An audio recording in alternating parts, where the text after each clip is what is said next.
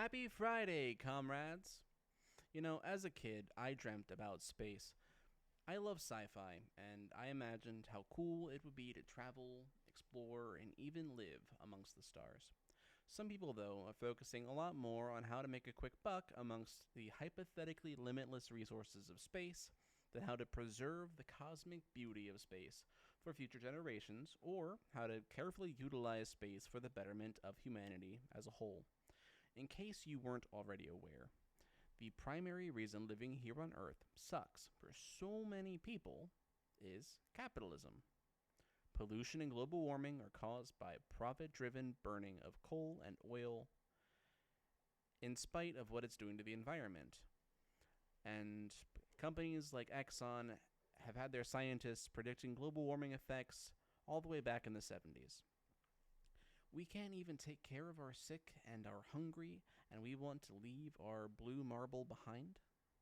So today, talks are happening about private industry in space. Not just polluting our skies with tons of satellites and debris, like Elon Musk, but taking humans, launching them into space on privately made rockets and landing them on the moon, Mars, or asteroids in order to mine them. We ignore privately made space vessels as long as they are up to a very strict safety code. Like cars, I predict there will be too many of them one day, though, and a 2021 Harvard Law Review article even argues for less safety regulation in manned space flights. Leave it to the capitalists to argue letting people die in space for a buck. A handful of countries, like Luxembourg, Japan, and the United Arab Emirates, have outlined laws regarding what ownership of materials from space would look like.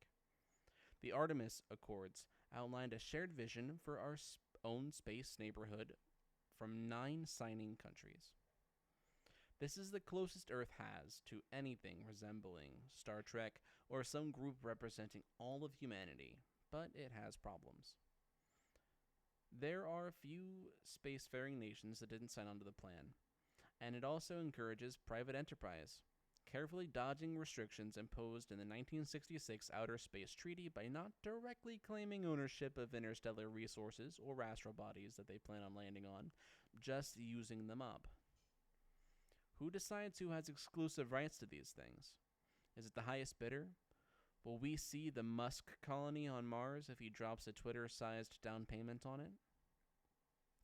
Outside of hypotheticals, Americans are interested in space and view space as part of our country's heritage. A July 2023 Pew Research poll indicates a majority of Americans are concerned about space debris becoming a growing problem and predict a surge of space tourism.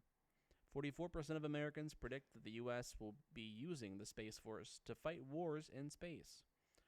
40% of Americans expect we'll soon find life on other planets, and a shocking 65% of us believe there is intelligent life on other planets. Americans seem to want NASA involved, but mostly to monitor comets and asteroids to make sure life as we know it doesn't go extinct. Other than that, we are more and more open to letting the private sector handle our future in space, but I just don't think that's right. NASA is tossing out hundreds of millions of dollars to private space industries in hopes that they'll do the creative and ingenuitive work of designing these new rockets, landers, and other pieces of tech that they were once responsible for. And despite all of this investment into private companies, it hasn't gotten us that far.